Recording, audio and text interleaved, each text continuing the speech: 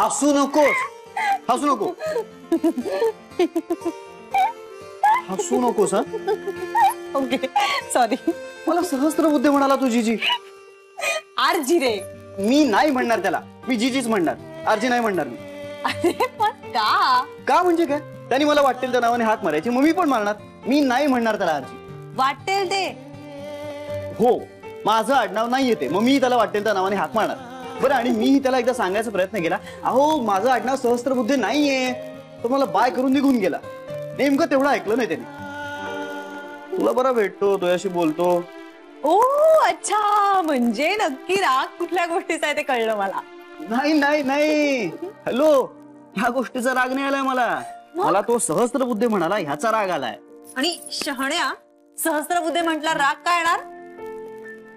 म्हणजे राग नाही, मे बी हताश झालं. नाही, हताश नाही, हा नाराज नाही, नाराज पण नाही. मला ना योग्य शब्द सापडत नाही. बरं, पण मी काय म्हणते ऐका ना. ओ सहस्त्रबुद्धे, तुम्ही असं का वागलात? जान्हवी नको ना, प्लीज प्लीज. अगं सगळ्या आया पण मला सहस्त्रबुद्धे म्हणायला लागतील, नको ना प्लीज.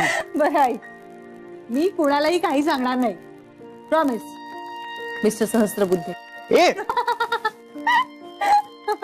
मला सांग, रस्त्यातनं आपण जाताना जर तुम्हाला सहस्त्रबुद्धे अशी हाक मारलीस तर लोकांना वाटणार नाही का मी खरंच सहस्त्रबुद्धे म्हणून? पण मी काय म्हणते, त्यात प्रॉब्लेम काय? तुझ्याशी बरं ते गप्पा मारतात, त्यांच्या आयुष्यातले सगळे प्रॉब्लेम सांगतात. ओ जान्हवी, आठवली आठवली, राईट राईट, आम्ही एक दोनदा भेटलो होतो नंतर. हे बरं आठवतं त्याला. बरं ऐक, तू ना आधी ठरव बघू, म्हणजे तुला राग येतोय, तुला हसू येतंय, का तुला गंमत वाटतेय, का तू जेलस फील करतोय? आश्चर्य वाटतंय. हो, मला आश्चर्य वाटतंय स्वतःच. म्हणजे एखाद्या माणसाविषयी इतकं कुतूहल, इतकी ओढ कशी काय वाटू शकते? म्हणजे आपल्याला लाखो माणसं भेटतात ना, पण ह्याच माणसाविषयी इतकी कशी आपुलकी वाटते?